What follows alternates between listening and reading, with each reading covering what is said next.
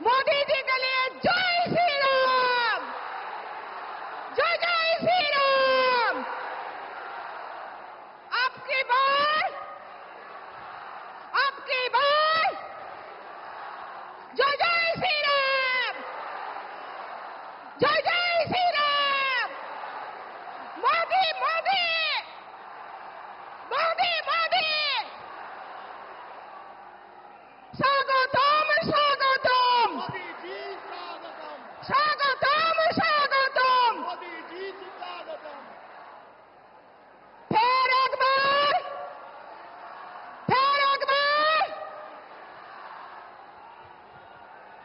स्वागतम स्वागतम स्वागतम स्वागतम। मोदी जी जिंदाबाद, मोदी जी जिंदाबाद। मोदी जी लिखते जय श्री राम, जय जय श्री राम।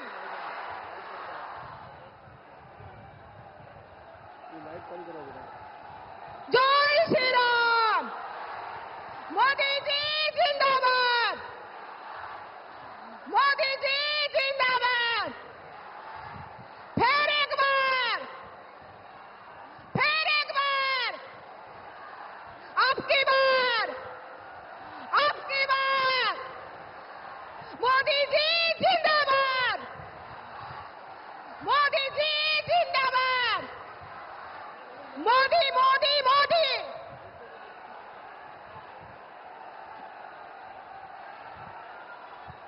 আপনারা চুপ করে বসুন।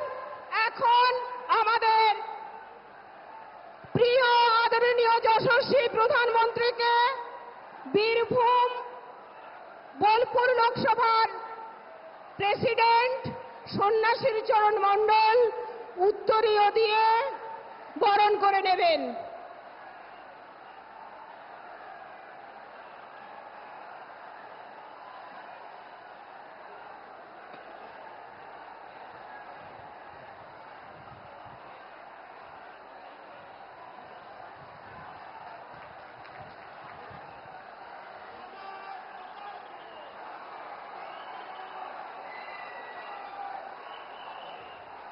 এবার আমাদের যশস্বী প্রধানমন্ত্রীকে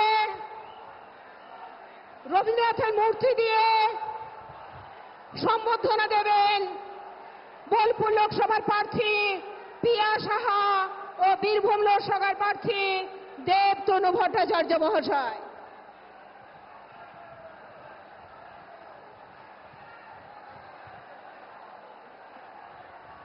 मोदी जी मोदी जी मोदी जी जिंदाबाद। आपकी बार फिर एक बार। এবার আমাদের আদরণীয় প্রধানমন্ত্রী নরেন্দ্র মোদীজিকে মায়ের ছবি দিয়ে বরণ করে নেবেন বীরভূম লোকসভার প্রার্থী ধ্রুব সাহা ও রাজ্যের সাধারণ সম্পাদক জগন্নাথ চ্যাটার্জি মহাশয়।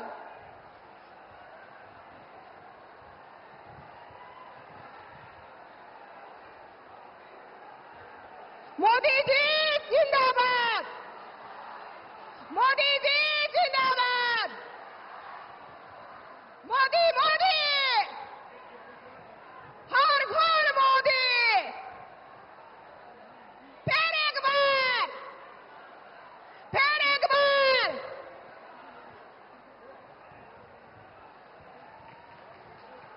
मोदी जी जिंदाबाद। फिर एक बार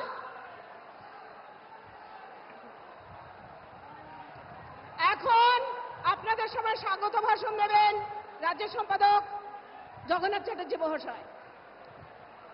भारत माता की, भारत माता की। বীরভূমের আওয়াজ নবান্ন পর্যন্ত পৌঁছাতে হবে। নরেন্দ্র মোদী জিন্দাবাদ, নরেন্দ্র মোদী জিন্দাবাদ, নরেন্দ্র মোদী জিন্দাবাদ। বীরভূমের পূর্ণভূমিতে মাননীয় মোদীজিকে প্রধানমন্ত্রীজিকে স্বাগত জানানোর জন্য মায়েরা একবার উলুধ্বনি দিন। ভাইয়েরা একবার জোরদার করতালি দিন।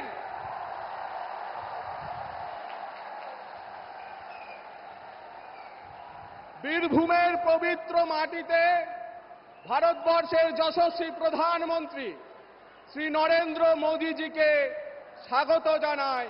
আপনারাও একবার সবাই মিলে স্বাগত জানান, জোরদার করতালি দিন। प्रधानमंत्री जी, देश का जो 51 शक्तिपीठ है उसमें से 5 शक्तिपीठ का भूमि है ये वीरभूम।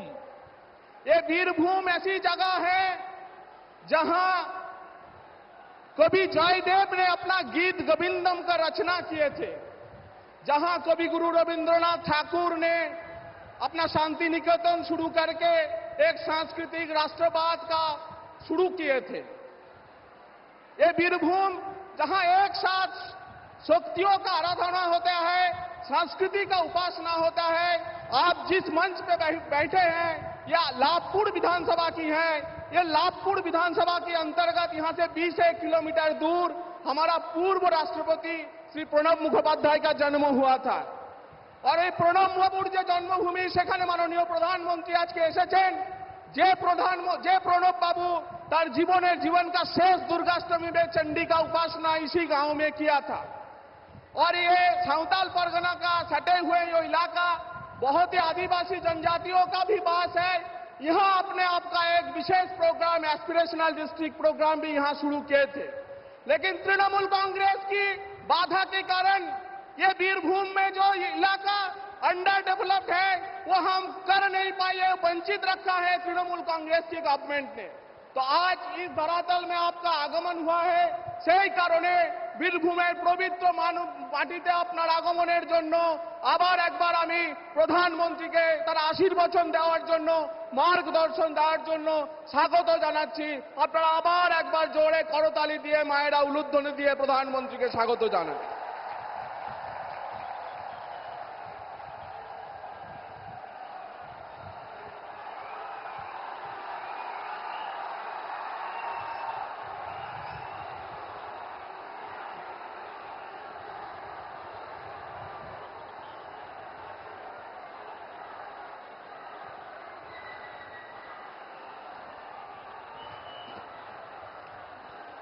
नमस्कार।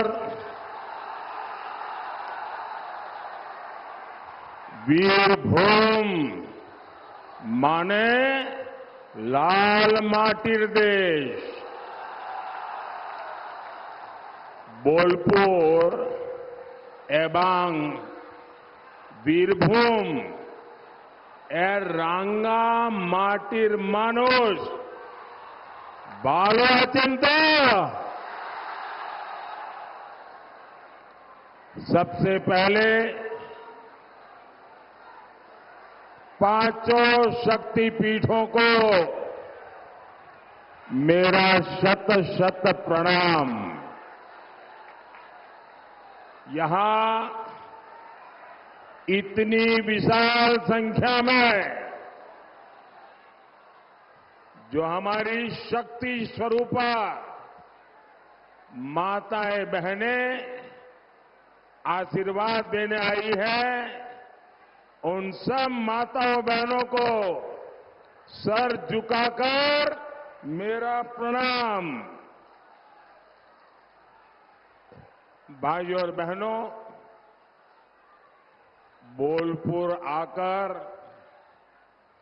एक अलग ही सुख मिलता है।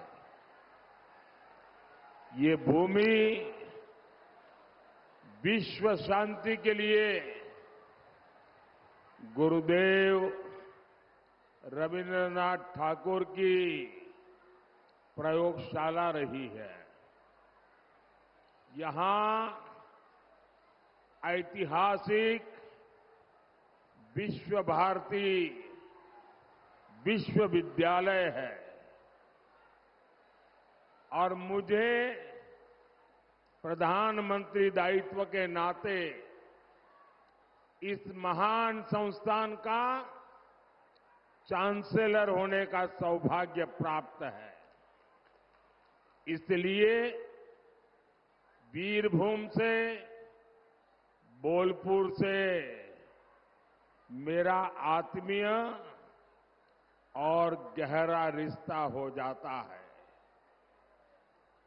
साथियों, आज मैं यहां अलग ही मिजाज देख रहा हूं। जितने लोग यहां हैं ना, उससे 4 गुना ज्यादा लोग हेलीपैड पर थे। मैं वहां चारों तरफ जाकर के सबको प्रणाम करके उनका आशीर्वाद लेने का प्रयास किया और अब आप सबका आशीर्वाद लेने के लिए आया हूं। साल 2014 में आपने मोदी को सिर्फ सरकार चलाने के लिए नहीं चुना था, प्रधानमंत्री पद पर रौब जमाने के लिए नहीं चुना था। आपने मुझे देश के लिए बड़े बड़े लक्ष्यों की प्राप्ति के लिए चुना था। जरा आप जो फोटो लेके आई है, मैं आपका बहुत आभारी हूं। जरा उनसे वो फोटो ले लीजिए और आप पीछे अपना एड्रेस ले लीजिए। मैं आपको चिट्ठी लिख दूंगा। आपने बढ़िया फोटो लेके आई है, मैं आपका आभारी हूं।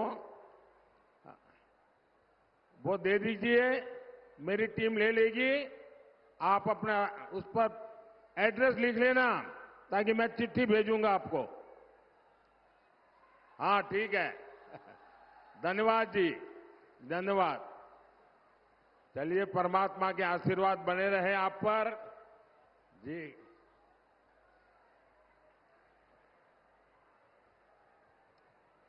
साथियों, बीते 10 साल मोदी ने उन लक्ष्यों को प्राप्त करने के लिए दिन रात मेहनत की है। मैंने अपने समय का पल पल आपकी सेवा में, देश की सेवा में पूरे कर्तव्य भाव से, पूरी नम्रता से मैंने समर्पित किया है। इसलिए आज देश ने वो उपलब्धियां भी हासिल की है जो कांग्रेस 60 साल में नहीं कर पाई थी। ये जो छोटा बालक एक तस्वीर लेके आया है, बेटे थोड़ा आगे आ जाओ, वो ले लेगा। वो तस्वीर उनसे ले लीजिए। वो छोटे बालक से आप बैठिए, बड़े बड़े बाबू बैठे जरा। ये छोटा बालक इतने प्यार से आशीर्वाद लेके आया है। हाँ, वो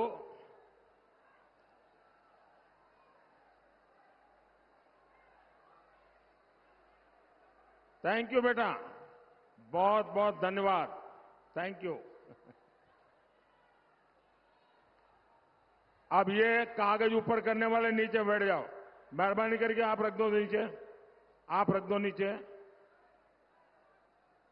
हो गया भाई, अब मुझे इतने लोग इंतजार कर रहे हैं। आप वो तस्वीर नीचे रखो, मैं आपके प्यार के लिए आपका आभारी हूं। नीचे रखो, मैं आपको कह रहा हूं, नीचे रखो। साथियों, ये तो युवा सपनों को दिशा देने वाली नगरी है। मोदी ने ठाना है नए भारत की शिक्षा व्यवस्था को आधुनिक बनाना है। मोदी ने ठाना है नए भारत की शिक्षा व्यवस्था गुणवत्ता युक्त हो। मोदी ने ठाना है देश में ज्यादा से ज्यादा शिक्षा संस्थान खुले। मैं नहीं चाहता हमारे बच्चे उच्च शिक्षा के लिए इधर उधर भटके, उनके लिए सीटों की कमी हो। साथियों, मैं आपसे जानना चाहता हूं, पिछली शताब्दी की सोच पर चलने वाला इंडी गठबंधन क्या कभी भविष्य के लिए सोच भी सकता है क्या? क्या कभी ऐसा कर भी सकता है क्या? ये लोग तो 3 दशक तक नई एजुकेशन पॉलिसी तक नहीं ला पाए। ये काम आपके सेवक मोदी ने किया। मोदी देश की शिक्षा को आधुनिक बनाने के लिए एक के बाद एक कदम उठा रहा है और आज देश इसके शुभ नतीजे भी देख रहा है। बीते 10 साल में औसतन हर हफ्ते एवरी वीक एक नया यूनिवर्सिटी खुली है देश में। आपको खुशी होगी, every week one new university. बीते 10 साल में एवरी डे, हर दिन 2 नए कॉलेज खुले हैं। 60 सालों में जितने मेडिकल कॉलेज देश में बने, उतने मेडिकल कॉलेज हमने 10 साल में बना करके आपको दे दिए। 60 साल में कांग्रेस सिर्फ 7 एम्स ही बना पाई थी, 7। आज 22 एम्स, 22 एम्स देश में बने हैं। 2014 में देश में सिर्फ 9 ट्रिपल आईटी थी, 9 ट्रिपल आईटी, आज 25 है। ये सब मोदी किसके लिए कर रहा है? आपके नौजवान बेटे बेटियों के लिए, आपके भविष्य के लिए। क्यों हमारे बच्चे विदेशों पर आश्रित हो? क्यों आपकी मेहनत की कमाई, उसका बड़ा हिस्सा दूसरे देशों में चला जाए? साथियों, 2014 में ग्लोबल यूनिवर्सिटी रैंकिंग में भारत के सिर्फ 4-5 इंस्टीट्यूट ही आते थे। इस वर्ष करीब 70 संस्थान टॉप 400 में है, 70 इन 400, और कई तो टॉप 50 में भी आ गए। इंस्टीट्यूट ऑफ नेशनल इंपॉर्टेंस की संख्या भी 75 से बढ़कर 150 के आसपास हो गई है। साथियों, ये काम मोदी ने सिर्फ 10 साल में करके दिखाए हैं। और ये तो अभी ट्रेलर है।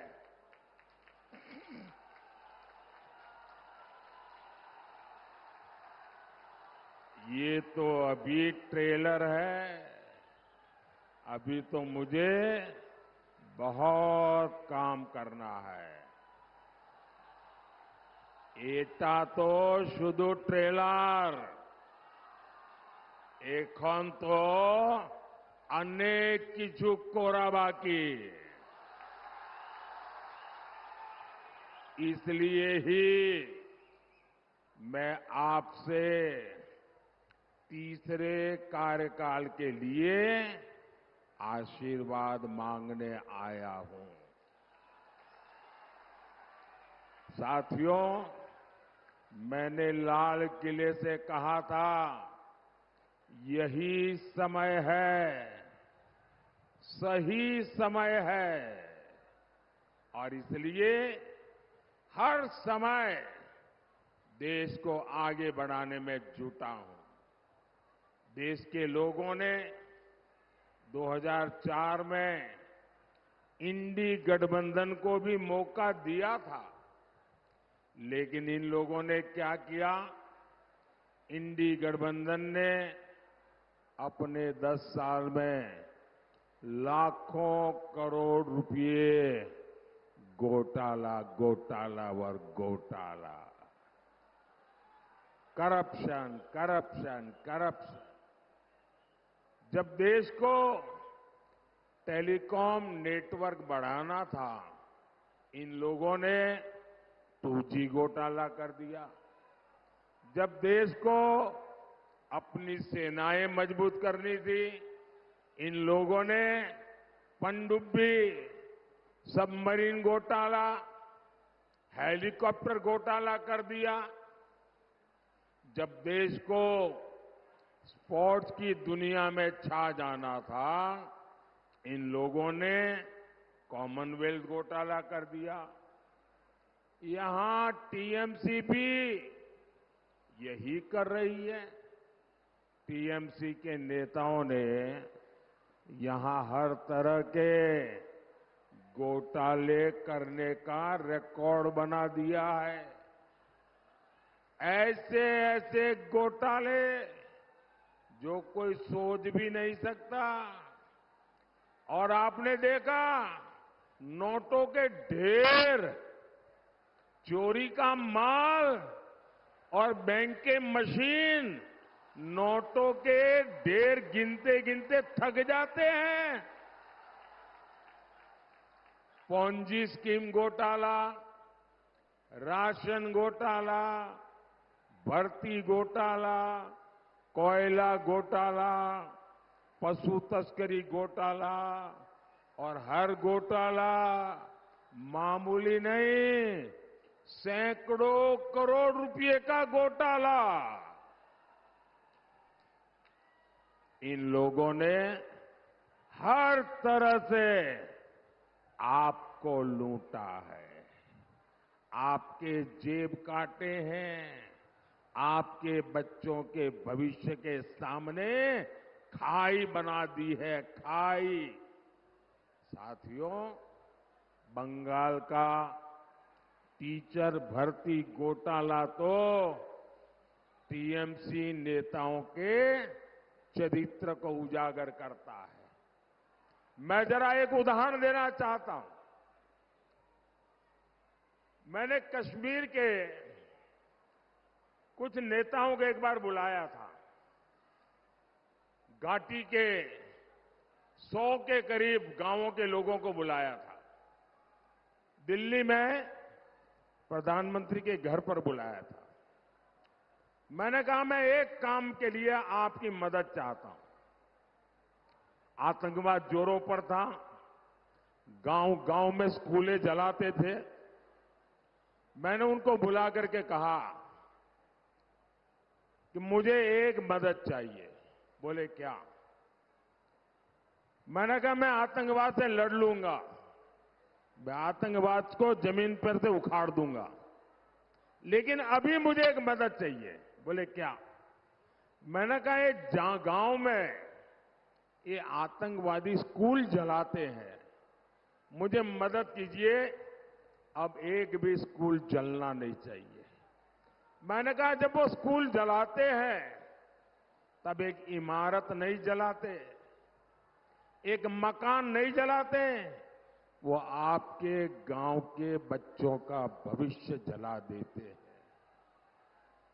और आप भाई बहन मुझे आशीर्वाद देंगे, कश्मीर के वो लोग, और ये बात मैं करीब 7-8 साल पहले की करता हूं, तब तो मेरे सामने सवालिया निशान थे, लेकिन उन सभी नेताओं ने मुझे कहा कि साहब काम कठिन है, लेकिन हम आपकी भावना को समझते हैं, हम इसके लिए कोशिश करेंगे।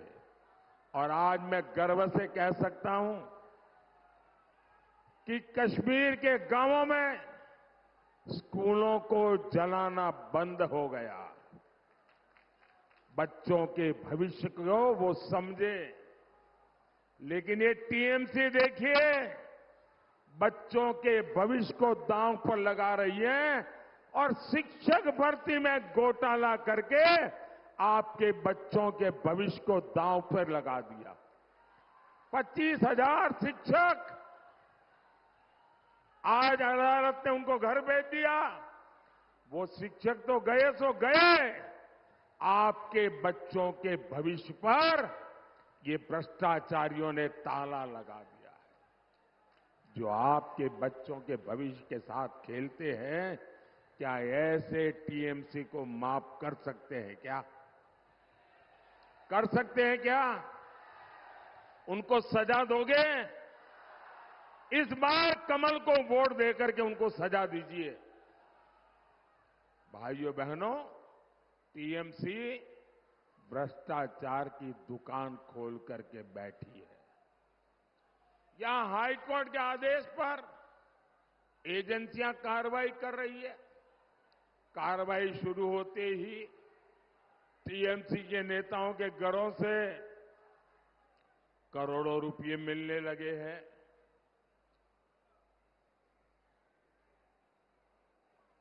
एक टीएमसी वालों के यहां से जो पैसे मिलते हैं, वो पैसे किसके हैं भाई? किसके पैसे हैं? ये आपके है कि नहीं है? आपकी मालिकी के है कि नहीं? कि आपके घर में कोई चोरी कर जाए, आप चोर को माफ करोगे क्या? करोगे क्या? आपके बंगाल में चोरी कर लें, माफ करोगे क्या? ये पैसे बंगाल की जनता के हैं। चर्चा है एक एक पद के लिए 4-4, 5-5, 6-6 लाख रुपए की रिश्वत ली है। पैसे लेकर के ओएमआर सीट तक बदल रहे थे। टीएमसी ने बंगाल के युवाओं को खून के आंसू रोने पर मजबूर किया है। आप मुझे बताइए, इनको सजा मिलनी चाहिए कि नहीं मिलनी चाहिए? सबके सब मुझे बताइए, सजा मिलनी चाहिए कि नहीं? कौन सजा दिलवा सकता है? इनको सजा कौन दिलवा सकता है? इनको सजा कौन दिलवा सकता है? मोदी तब दिलवा सकता है जब आपके सबके वोट मिलेंगे, तब मुझे ताकत मिलेगी। साथियों, मैंने बंगाल बीजेपी के लोगों से कहा है कि एक लीगल सेल और एक सोशल मीडिया प्लेटफॉर्म बनाइए। मैंने ये बंगाल बीजेपी को कहा है, एक लीगल सेल और एक सोशल मीडिया प्लेटफॉर्म बताइए। इससे उन युवाओं की मदद होगी जो इस घोटाले के शिकार हुए हैं, निर्दोष हैं, वो अपने मेरिट पे शिक्षक बने हैं। मैं आज बंगाल के युवाओं को गारंटी देता हूं, जिसने हमारे बंगाल के युवाओं को रुलाया है, उन्हें मोदी चैन से नहीं बैठने देगा। बेटी आप थक जाओगी, मुझे तुम पर दया आ रही है। भाई, इस बेटी एक फोटो लेके आई है और कब से, आप मेहरबानी करके बंद कीजिए, मुझे परेशान मत कीजिए। इस बच्ची को उनकी फोटो ले लीजिए, बेचारी आधे घंटे से खड़ी है। थैंक यू बेटा, थैंक यू। खुश खुश? Are you happy? शाबाश। बैठिए, अब बैठिए।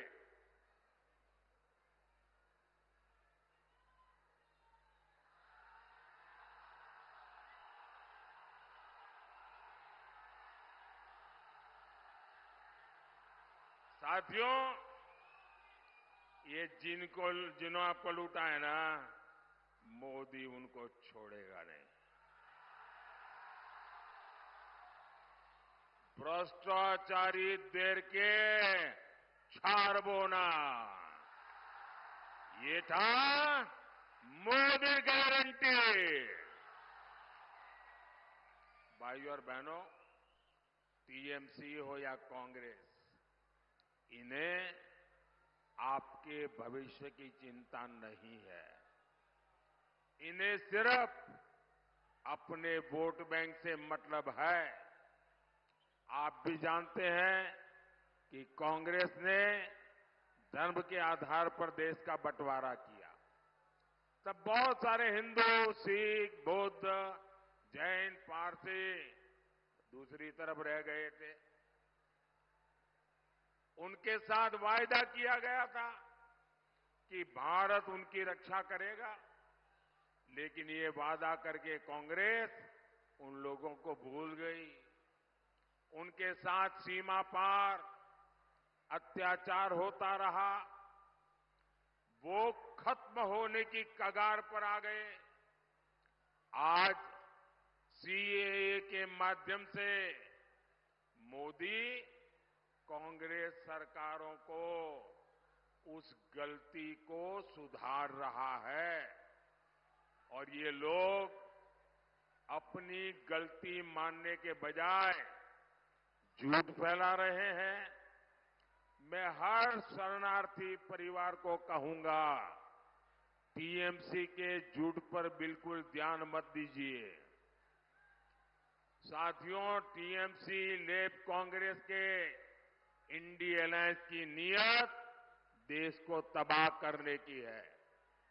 बीते 3-4 महीने में कितने ही उदाहरण सामने आए हैं।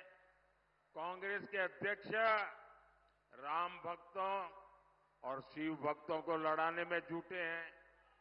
कांग्रेस के शहजादे शक्ति का विनाश करने में जुटे हैं। ये सारे मिलकर संविधान की भावना को तार-तार करने में जुटे हैं। बाबा साहब आंबेडकर की पीठ में छुरा भोंक रहे हैं। ये लोग संविधान को बदलना चाहते हैं ताकि एससी, एसटी, ओबीसी के हक का आरक्षण धर्म के आधार पर बांट दें।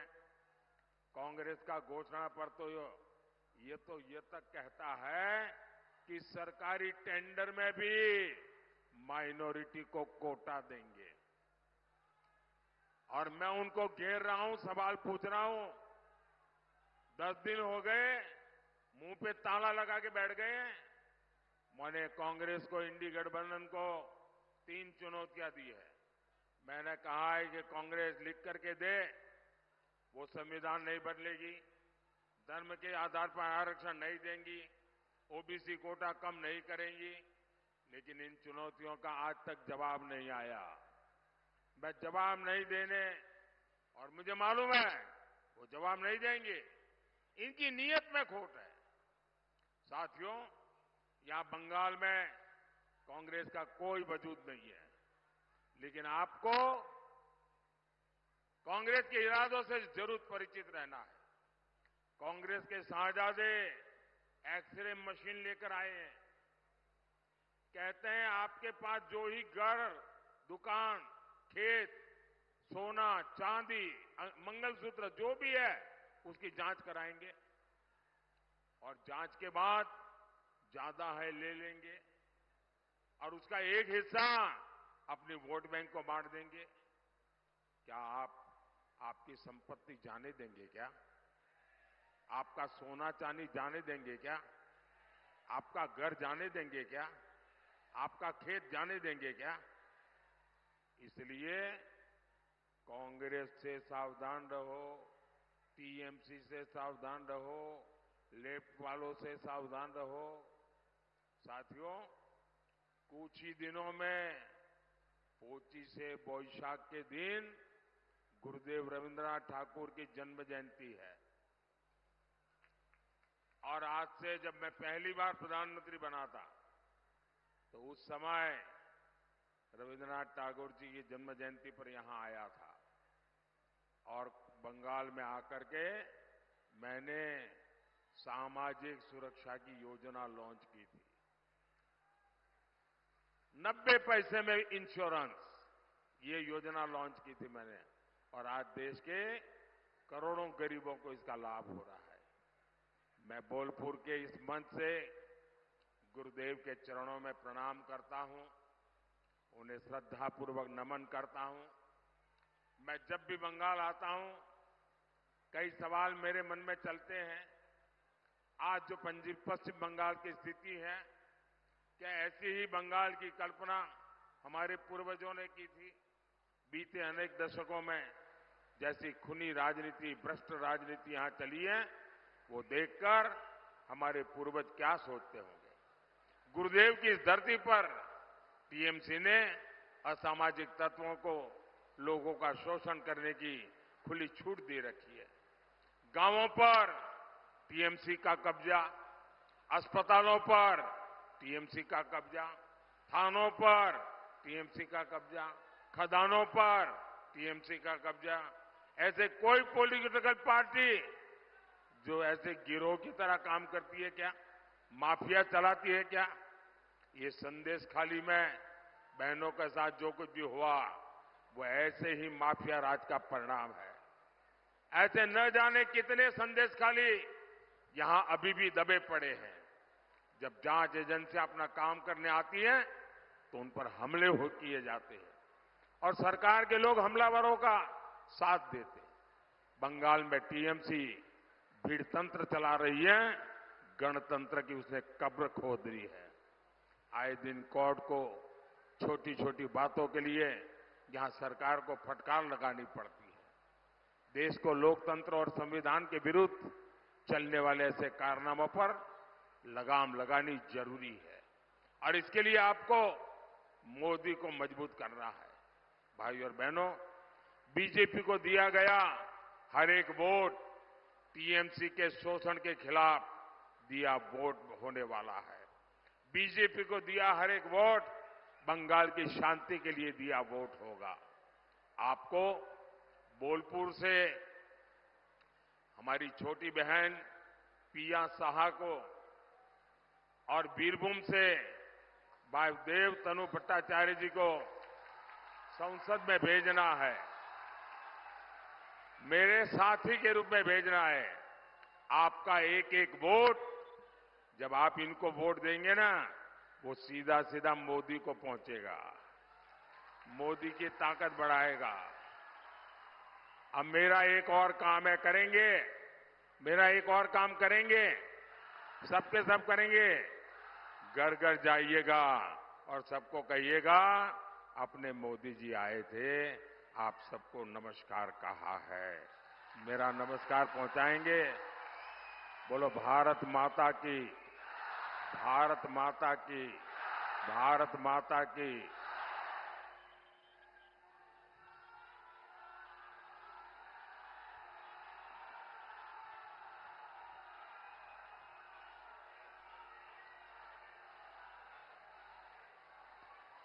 भारत माता की जय। जय श्री राम।